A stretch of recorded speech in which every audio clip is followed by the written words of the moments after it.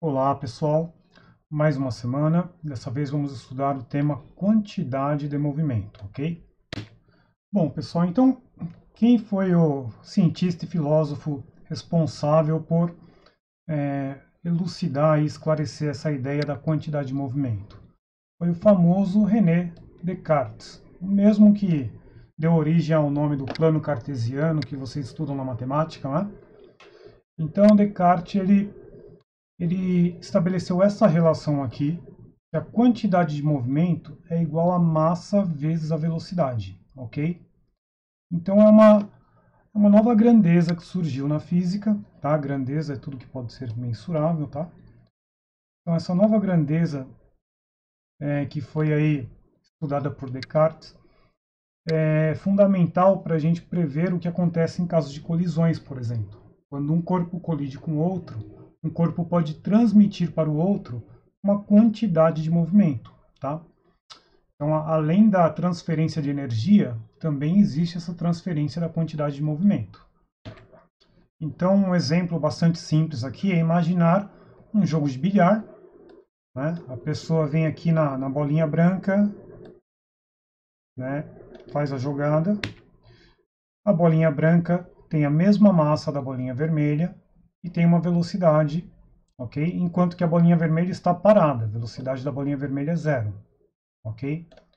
Então, o movimento, a quantidade de movimento da bolinha branca é transferida para a bolinha vermelha, tá? Então, o quadro A está se referindo ao momento antes do choque, e o quadro B depois do choque, tá? Então perceba que depois do choque a bolinha branca fica parada e a bolinha vermelha adquire a mesma velocidade que a bolinha branca tinha, tá?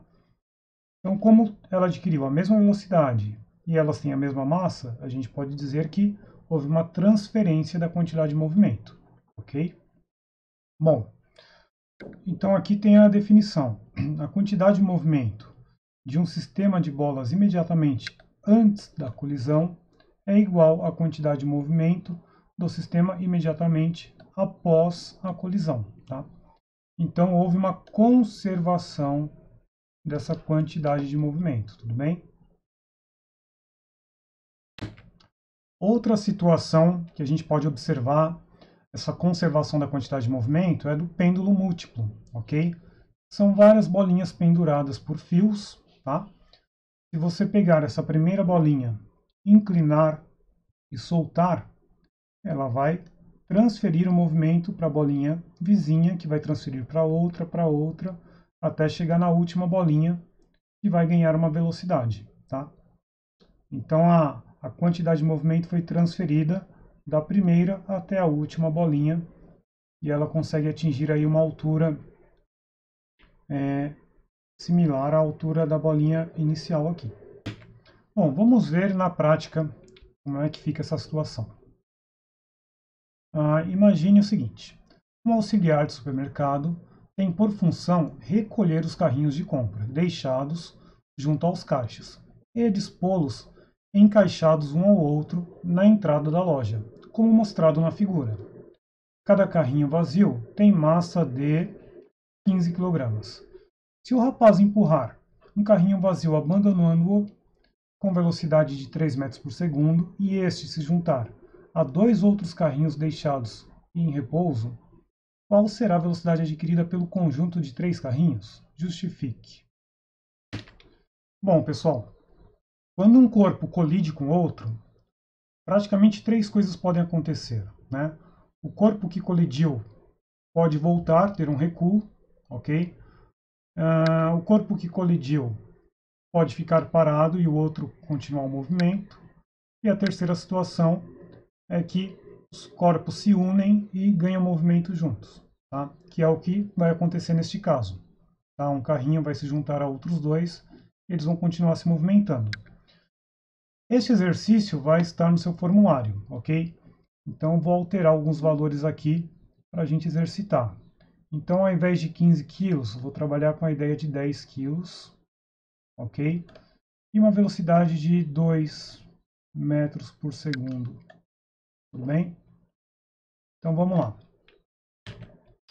Bom, pessoal, então aqui está mais ou menos o esboço da situação antes do choque, antes da colisão.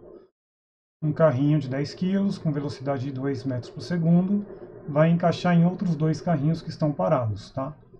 Então, antes da colisão, qual é a quantidade de movimento que a gente vai representar pela letra Q? É a massa vezes a velocidade, tudo bem? Bom, como eu tenho praticamente dois corpos aqui, um corpo em movimento, e aqui eu posso considerar que é como se fosse um corpo só, né? Porque estão encaixados. Eu vou somar essa parcela aqui. Então vai ser mv mais mv, tá? Bom, para diferenciar os corpos, eu vou chamar isso aqui de M1V1 e aqui eu vou chamar de M2V2, ok? Então vamos lá. Qual é a quantidade de movimento que eu tenho aqui? A massa desse primeiro carrinho é igual a 10. E a velocidade é igual a 2. Então vou aqui substituir V1 por 2. A massa deste conjunto de carrinhos aqui, cada carrinho tem 10 kg. Se eu tenho dois carrinhos, então vou ter 20 kg aqui, tudo bem? E como eles estão parados, a velocidade é 0, eu vou multiplicar esse 20 por 0. Na verdade, isso aqui vai ficar como?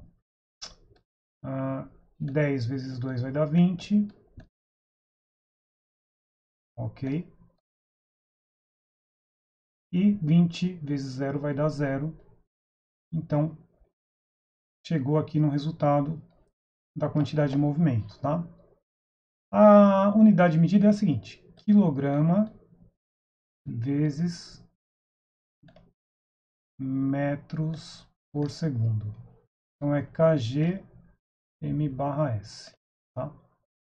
Então está aqui o valor da quantidade de movimento antes do choque. Bom, pessoal, depois do choque, os três carrinhos estarão encaixados e terão uma nova velocidade, ok? Bom, a gente pode partir do pressuposto de que houve uma conservação da quantidade de movimento. Tá? A quantidade de movimento antes vai ser igual à quantidade de movimento depois. Então está aqui, quantidade de movimento depois é igual à quantidade de movimento antes. Poderíamos usar inicial e final, né? Situação 1, situação 2, enfim, cada livro aborda de um jeito. Mas isso não vai alterar no resultado. Bom, então a quantidade de movimento depois vai ser o quê?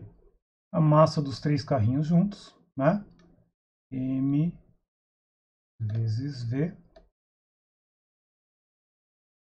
é igual à quantidade de movimento antes, que vale 20. Ok? Ó, preste atenção na pergunta. Ó. Qual será a velocidade? Eu quero saber qual é essa velocidade dos três carrinhos juntos. Obviamente, essa velocidade tem que ser menor do que 2, porque um carrinho sozinho tinha velocidade 2. Juntou com mais dois carrinhos, né?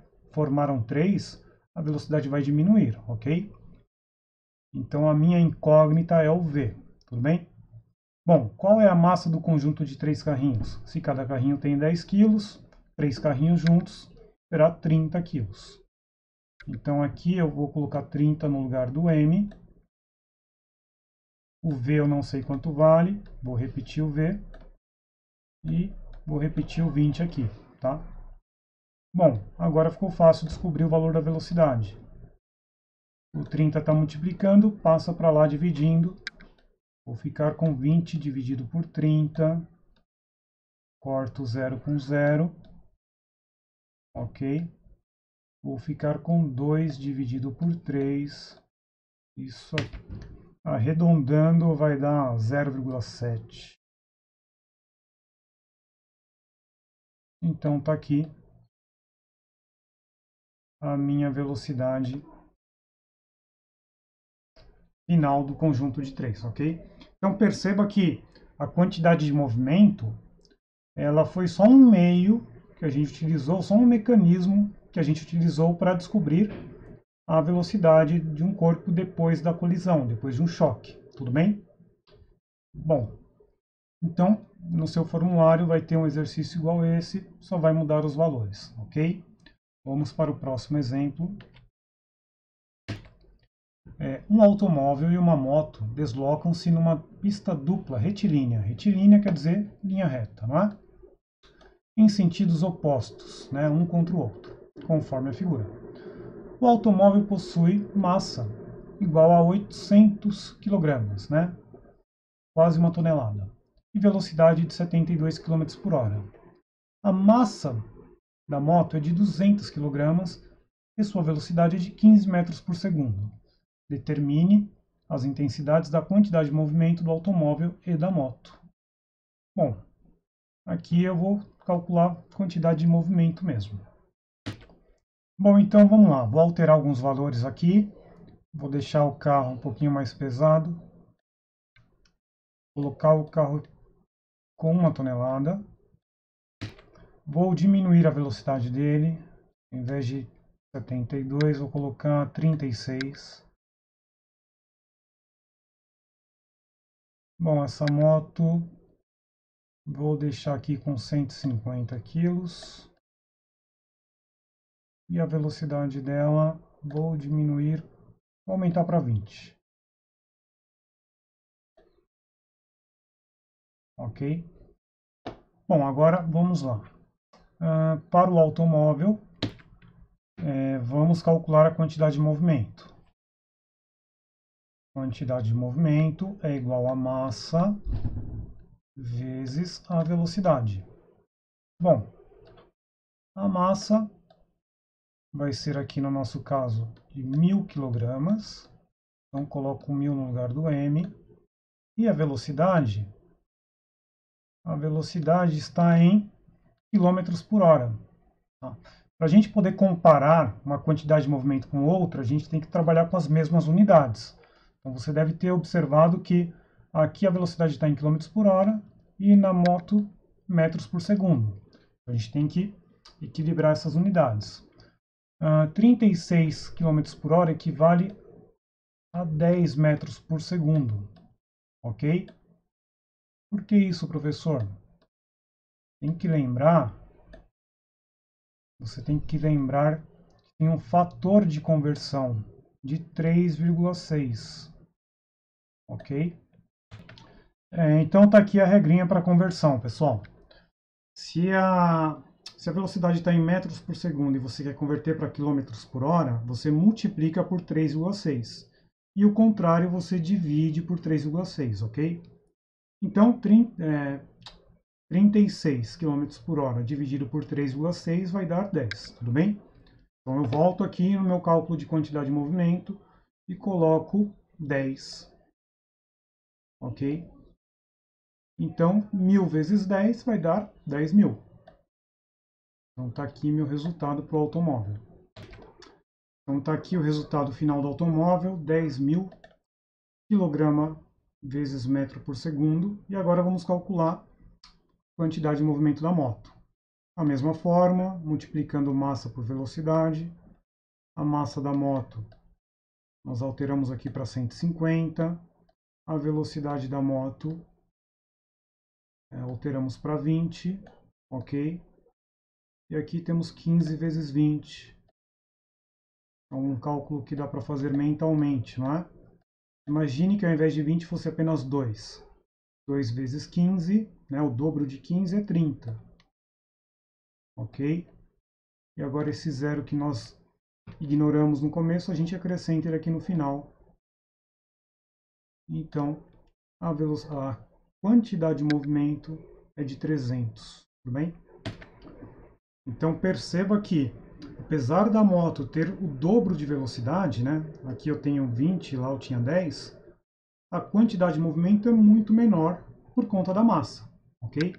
Então, é interessante comparar essas quantidades de movimento e tentar imaginar o que poderia acontecer no caso de uma colisão, né? Quem faria mais estrago? O automóvel ou a moto, né? Então, mesmo tendo a velocidade menor, o estrago do automóvel seria bem maior por conta da massa, ok? Mais um exemplo. Uma bola de massa 400 gramas possui, num certo instante, velocidade horizontal, sentido da esquerda para a direita e intensidade 20 metros por segundo. Dê as características: direção, sentido e intensidade da quantidade de movimento da bola nesse instante. Bom, pessoal, então vamos interpretar aqui por partes. Mas antes disso, vamos alterar alguns valores. Este 400 vamos deixar como 500. Esse 20 aqui vamos deixar como 10. Ok? Bom, então imagine a situação. Imagine a bola está indo da esquerda para a direita. Então está aqui minha esquerda, está aqui a minha direita. Então está aqui o sentido de movimento dessa esfera. Ok? Lembrando que velocidade é uma grandeza vetorial, ok? Aquela grandeza que precisa estabelecer direção, sentido e intensidade, tá? E então a quantidade de movimento também é vetorial, tá? Essa setinha em cima da letra Q está indicando que é uma grandeza vetorial, tá? Só o valor não basta para defini-la. Você precisa dizer qual a direção e o sentido também, ok? Bom, então vamos calcular a quantidade de movimento, massa vezes velocidade. A massa é de 500. 500 gramas, na verdade, é metade de 1 quilograma, ok? Então, vamos trabalhar aqui com 0,5, seria metade de 1 quilograma. A velocidade é 10. 0,5 vezes 10, isso vai dar 5, ok? 5, opa. Então deu 5 quilograma. Ok, agora vamos organizar aqui da forma que ele quer. Ele quer a direção, ele quer o sentido e ele quer a intensidade. Pessoal, aqui é tranquilo. É só seguir a mesma direção e sentido da velocidade, tá? A quantidade de movimento vai acompanhar a velocidade. Então a direção vai ser horizontal. O sentido também vai ser da esquerda para a direita.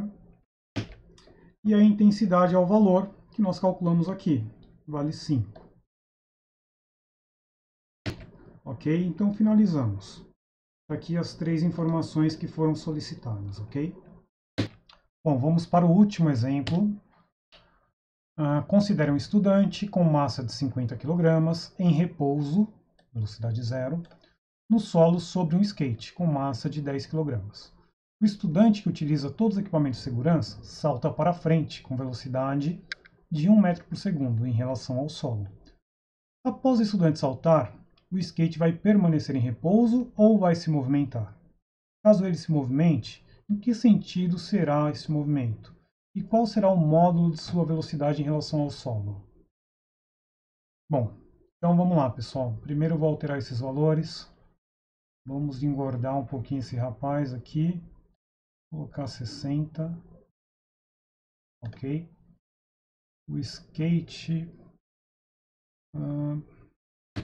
aqui, exagerei um pouquinho no skate. Foi para 20 kg. E a velocidade do menino, 10. Ok? Então vamos imaginar a situação aqui. Tá aqui nosso skate. Tá aqui o rapaz. Ok? E vai acontecer que ele vai saltar para frente. Conforme ele salta para frente, tem que haver uma compensação e o skate deve ter um recuo, ok? Então, se o menino vai para frente, o skate deve recuar para trás, tá? E vai haver o quê? Uma conservação da quantidade de movimento. Tá aqui, a conservação da quantidade de movimento. Então, o que antes é igual ao que depois. Tudo bem? Então vamos lá. Quantidade de movimento é massa vezes velocidade. E aqui também massa vezes velocidade. Mas aqui tem um detalhe. Depois que o rapaz salta, eu vou ter dois corpos em movimento. Vou ter o corpo do menino e o corpo do skate. Ok? Então eu vou chamar MS VS, massa do skate, velocidade do skate. E aqui a massa do menino, velocidade do menino. Tá? MV. Ok? E aqui, antes do salto, massa do conjunto, velocidade do conjunto, porque está tudo junto aqui, ok? Então a quantidade de movimento antes é igual à quantidade de movimento total depois. Qual é a massa do conjunto? Se o menino tem 20 kg, aliás, se o menino tem 60 kg e o skate tem 20, 60 mais 20, 80. É a massa do conjunto, 80. E qual é a velocidade do conjunto antes do salto? Eles estão em repouso, então antes do salto essa velocidade é 0. Ok? Massa do skate, 20. Velocidade do skate, eu não sei. É justamente isso que eu estou tentando descobrir. Eu vou repetir o VS aqui, tá? Massa do menino é de 60. E a velocidade do menino, 10. Ok. Fiz toda a minha análise. Daqui para frente é só ir resolvendo as continhas, tá? 80 vezes 0 é 0. Então toda essa parte aqui se cancela. Vira 0. 20 vezes V continua 20 vezes V. Não mexe aqui por enquanto. VS, na verdade, né? 60 vezes 10 vai dar 600. Ok? E agora é só isolar esse VS, que é a minha incógnita. Esse 600 que está somando desse lado, passa para o outro subtraindo. Então vou ter menos 600 aqui desse lado. E aqui 20 VS. Ok? Agora, para terminar de isolar, esse 20 que está multiplicando passa para lá fazendo a operação inversa. Vai passar para lá dividindo. Então, vou ficar com menos 600 dividido por 20. Então, está aqui o meu VS finalmente isolado, ok? Então, para facilitar o cálculo, eu corto 0 com 0. Fiquei com menos 60 dividido por 2. Menos 60 dividido por 2 vai dar menos 30, ok? Então, a resposta final é que a velocidade do skate vai ser de menos 30 metros por segundo. Faz sentido esse resultado, pessoal? Faz sentido. Por quê? Quanto menor a massa, maior a velocidade adquirida. Então, em termos de intensidade, a velocidade do skate é maior que a velocidade do menino, ok? E outra questão interessante é analisar o sinal, tá? Se o resultado deu negativo, quer dizer que está no sentido contrário do menino, né? Que a gente já tinha definido aqui. Se para a direita a velocidade é positiva, para a esquerda a velocidade tem que ser negativa, ok? É isso, pessoal. Espero que vocês tenham conseguido compreender e que consigam ir bem no formulário, tá bem? Bons estudos, boa semana para vocês.